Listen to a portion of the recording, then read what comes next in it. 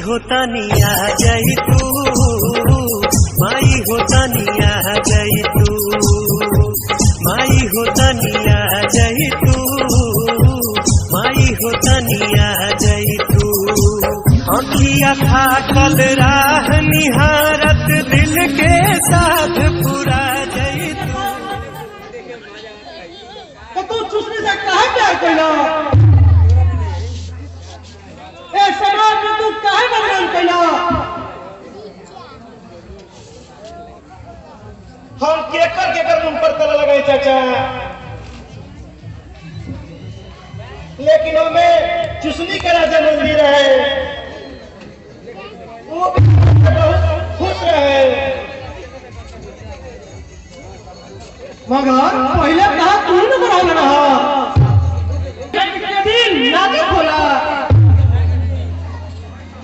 ओकरा में छल कपट ना रहे, वो अपन प्यार तोरा में सारा समर्पित कर देला। लेकिन हमार प्यार भी झुकाना रहे काका, हम भी ओकरा से सच्चा प्यार करत रहने। बाहर बाहर प्रेम हम मार पी के खेत में जाई,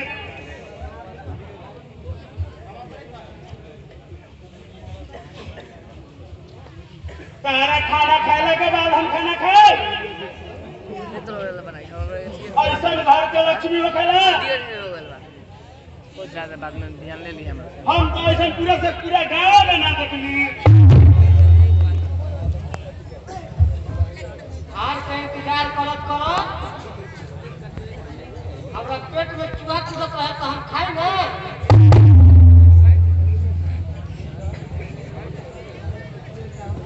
हम तो जनती के तरह से बियाहे न करती। तू अपना वो टाइम दैया पर मान पड़ो तेरा का।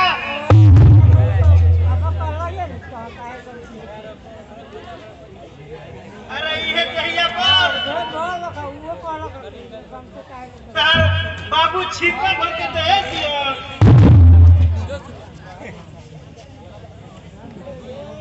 तभी दैया तारे हवाले करब। अरे हमार बाबूजी दहेज कहियो ना दिहान। हाँ हम तो नजदीक के नहीं कहर में।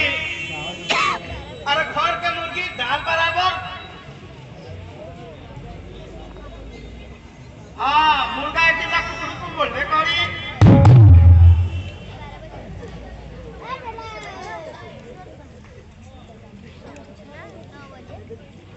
तो एकरा मतलब कि हमार दिल तू तोहफा में जीत लेलू।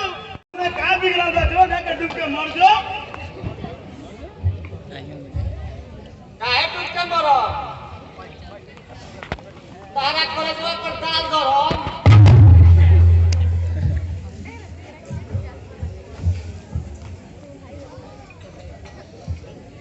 हमरा अपने बुद्धि नहीं के। ऐसा ही 5-5 को लड़का पैदा हो गई।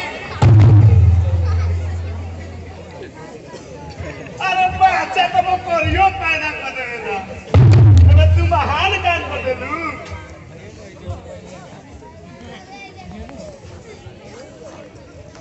हमरा से मुंह चलाई मत करो।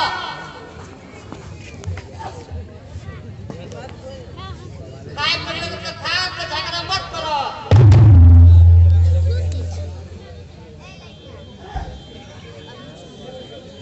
जो जो नैहर जो तोरा ससुराल रहला है कोनो जरूरत नहीं है।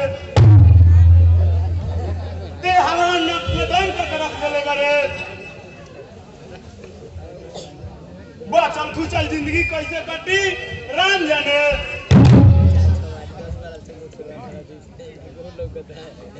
बहाना मत करो। कार्तिक में एगो साड़ी या ब्लाउज मंगी हो तो तरह से दिलाइबे न कैला था।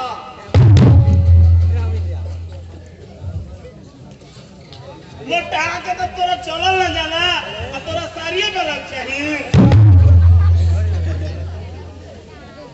बाप रे बाप, मेहरारू है कि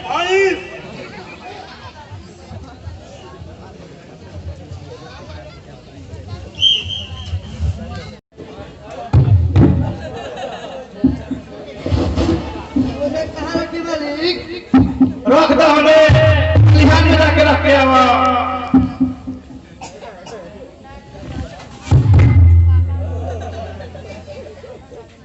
क्या सोचत बनी मालिक? अच्छा ना, अरे चिट्ठी के जाल में हम फंस गए बानी। एक बार कह देना ना खाए तो ना खाए।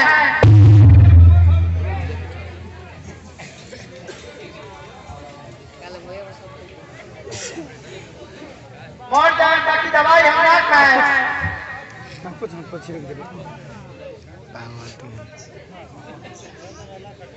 और तने लाज बात तक पजिया के काहे ना को रखो।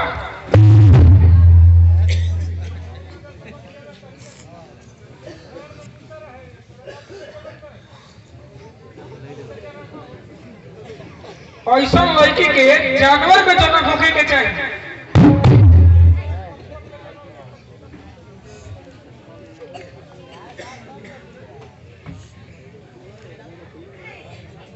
कुछ को सोचे के ना पड़ी बच्चा पैदा करे में। अरे सोरी में पड़ल जैसा औरत कहे सुनल बारी। हैला सिर दर्द के दवाई खा ला, चंदन बाबू भेजौले बारे। हम दवाई ना खाए। चंदन बाबू चाहे ना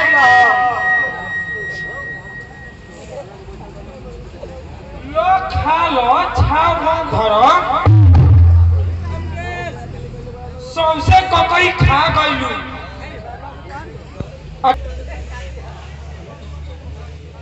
वो दिन हमरा साथे रहलू तो खाला हटा के पुष्पो नहीं खू। हम का तोरा खाए ला माना कइले बानी।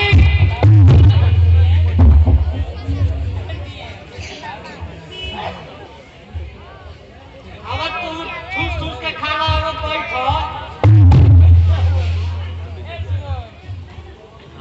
हाँ हाँ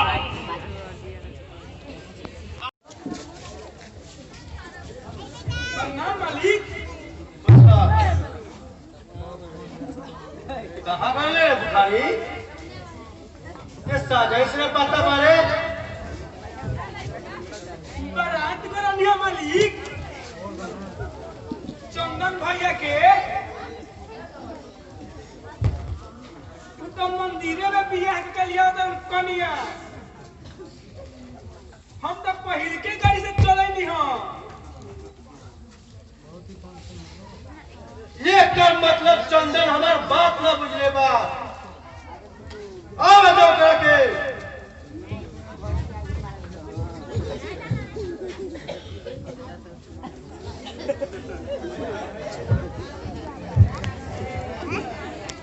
रुक क्यों चलेगा?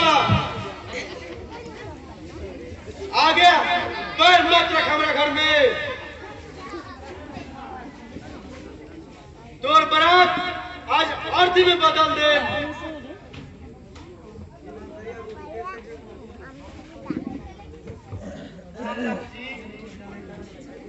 हर जो गई हमारे से। अरे क्या कर रहे हो मुखिया जी? अरे तुम हो खेल कर हम तो हो गए। थोड़ा ज्यादा जमाना बहुत आगे चल गया बा। ए दोनों जना के माफ कर दो। बाबूजी हमरा के माफ कर दी बाबूजी। रहु तो दहेज हम ना लिया नी, लेकिन सुंदर कन्या लिया नी। अब मान जा भी मुखिया।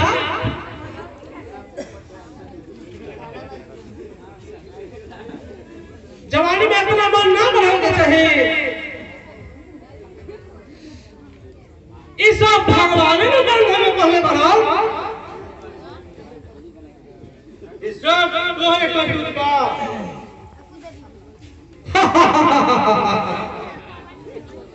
अरे रो रो कुछ कहे मुखिया जी। बाकी ये जोड़ी 12 मस्त लगाता। पूरा गांव समाज और नाम ऊंचा हो जाए। चुप रह घनचक्कर, चुप रह।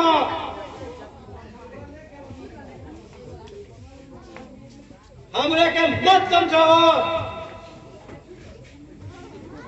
रौरा तो खुदे समझदार है मुखिया जी।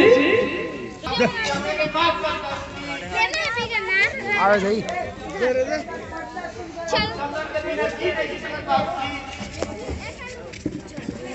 हमरा के माफ कर दे बाबूजी।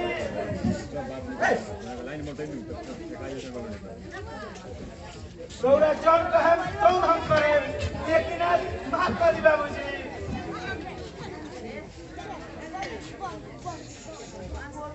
अच्छा घनचक्कर,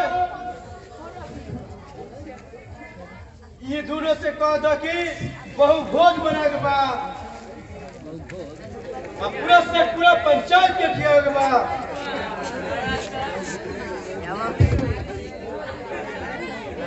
प्यार में सब कुछ जायज बा।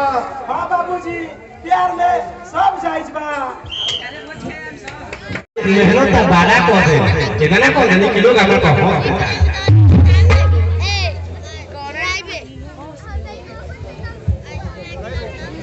काहे रे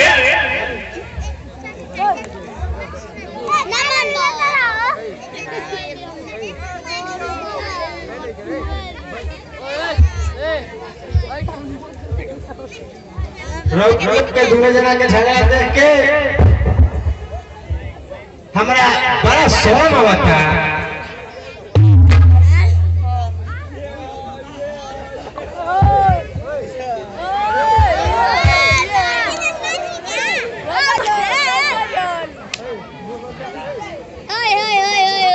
जब हम कोनो की बात कहिले नु मजाके में उड़ा देलो।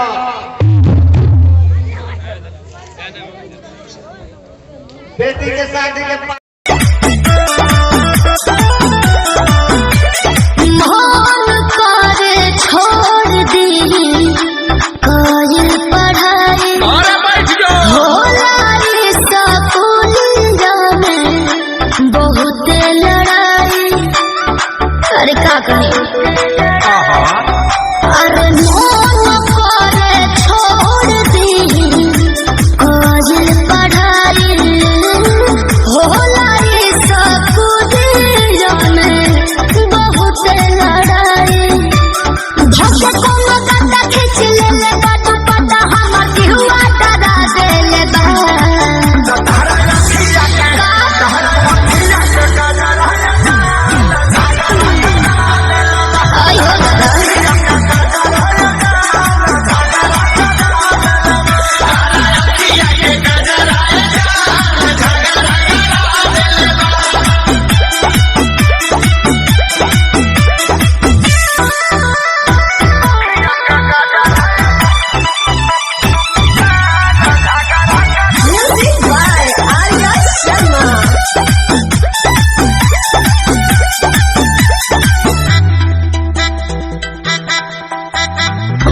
मारो पढ़ला के हमरा आगे बढ़ला के लागत बाबू बड़ी पढ़े जाते बारू तब तू डेरात बारू पहले बारू जानू भगवा। तहरा कहला से पढ़ल का छोड़ दी हो। तब बोला कवना के देह धाके कोड़ती हो। अरे रात काफी बीत गए मालिक। रोहन लोगन अभी तो भी आते बनी ठंडा मालिक। हम कमर रख दिले बनी हल टेन ढेरा दे बनी। हम रोहन हम पानी रख दिले बनी। हम जा करी मालिक।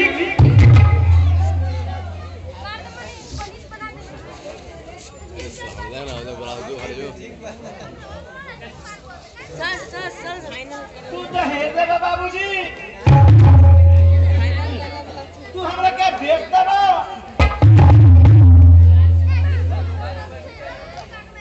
ये बेघरा बेचे की बात पर हम तो मैं कहतनी जन जमाना करता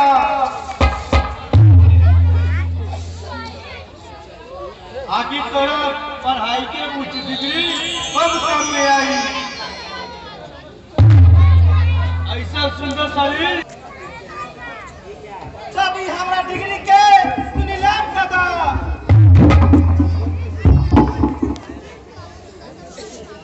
अरे यहाँ से लेके छात्रा तक डुगडुगी पिटवा दो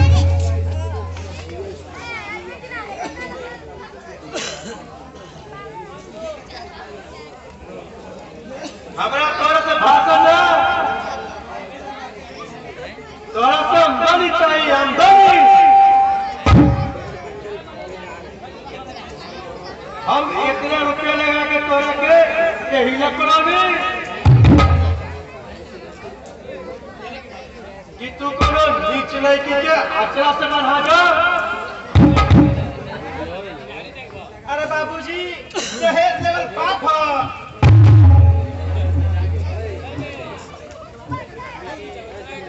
यो कहे के बात तू समझने की कोशिश कर बाबूजी अरे दहेज के नाम से अरे रोवा सिंह जरा खेत खलिहान पोखर जाकर सब बाबूजी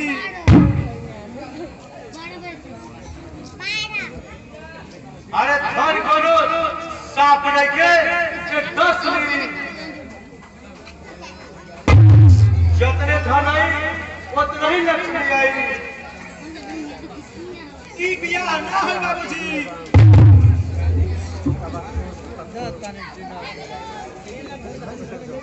तोरा से कोनो रास्ता भी ना रही ई हमरा मतलब ना टका तू बाप से बगावत कर दो पहले विनती करो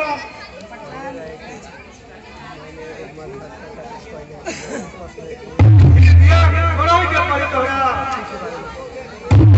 मगर एगो शर्त रही बाबूजी वो का हमरा दहेज में 50 लाख रुपए नगद चाहिए